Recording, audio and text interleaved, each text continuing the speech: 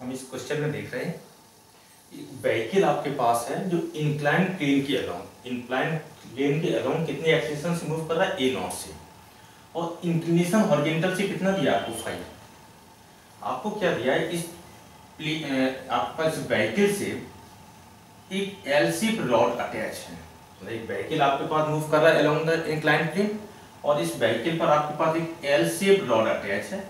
ये आपके पास L shape है, इस एंड से स्टिंग के साथ एक बॉब अटैच किया है।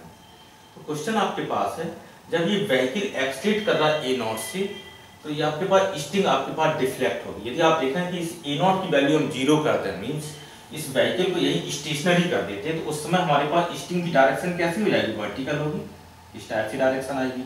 जैसे हम एक्सलेशन यहाँ प्रोवाइड करते हैं तो ये बैक साइड में डिफ्लेक्ट हो जाएगी।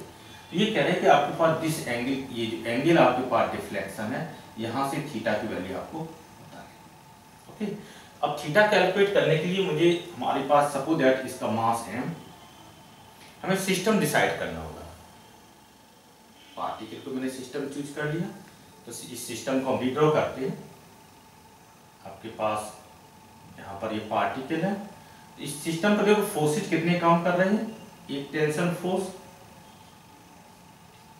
एक mg फोर्स वर्टिकली डाउनवर्ड। अब मुझे क्या चाहिए, ये डिसाइड करो किसके रेस्पेक्ट में आपको प्रॉब्लम सॉल्व करनी। तो हम ये चाह रहे हैं ऑब्जर्वर अटैच टू व्हीकल, एक ऑब्जर्वर व्हीकल से अटैच है। आपको ये फिगर बनाने की जरूरत नहीं ऑब्जर्वर की, आप मेंटली थिंक करिए, एक ऑब्जर्वर व्हीकल से अटैच है। तो एफबीडी हम किसके रेस्पेक्ट में इसको ड्रॉ करेंगे, FBD with respect to vehicle. Vehicle आपके पास कैसा है, व्हीकल का मीनिंग होता है observer attach to vehicle. Vehicle accelerate कर रहा है, इसका मतलब ये ऑब्जर्वर कैसा है, व्हीकल ऑब्जर्वर कैसा है, नॉन इनर्शियल है। नॉन इनर्शियल की रेस्पेक्ट में एक सूडो फोर्स भी चाहिए, और सूडो फोर्स की डायरेक्शन कौन सी है, हॉरिजॉन्टल से। देखिए ये आपके पास हॉरिजॉन्टल लाइन है, हॉरिजॉन्टल से कितना फाई एंगल पर इसकी अपोजिट सूडो फोर्स रहेगा। तो सबसे पहले हम हॉरिजॉन्टल रेफरेंस लाइन ड्रॉ करते हैं। ये हमारे पास हॉरिजॉन्टल रेफरेंस लाइन है, और सूडो फोर्स की डायरेक्शन किधर होनी चाहिए, एक फाई एंगल पर।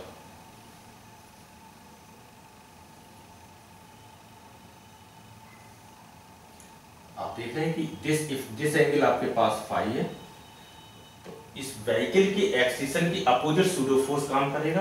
तो इस डायरेक्शन में एक सूडो फोर्स काम कर रहा है, इसकी वैल्यू कितनी हो गई, m इंटू ए नॉट। आपके पास कितने फोर्सेज हो गए, tension force, mg force, m A not. जब हम नॉन इनर्शियल फ्रेम के रेस्पेक्ट में काम करते हैं तो टोटल फोर्स कितने होते हैं, real force plus pseudo force. तो आपके पास ये 2 रियल फोर्स हो गए प्लस सूडो फोर्स हो गया। अब मुझे एक्सिस चूज करनी है।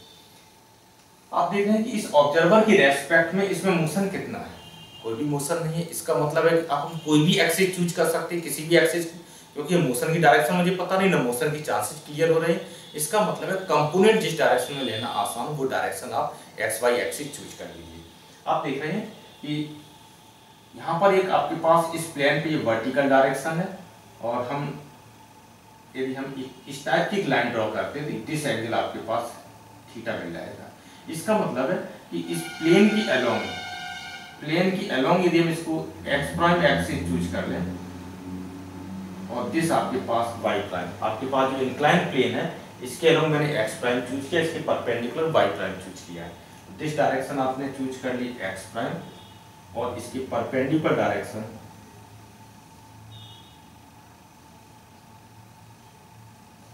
वाई प्राइम, ये 2 डायरेक्शन आपने चूज कर ली। आप देख रहे हैं स्टिंग और इसके बीच में एंगल कितना है, दिस एंगल थीटा। अब जितने भी फोर्सेज उनको रिजॉल्व कीजिए अलोंग दी एक्सिस। तो एफबीडी किसके रेस्पेक्ट में कंप्लीट होगी, FBD with respect to vehicle. आप यहाँ पे नीचे नोट कर लीजिए। अब हम इसको कंपोनेंट में डिवाइड कर देते हैं।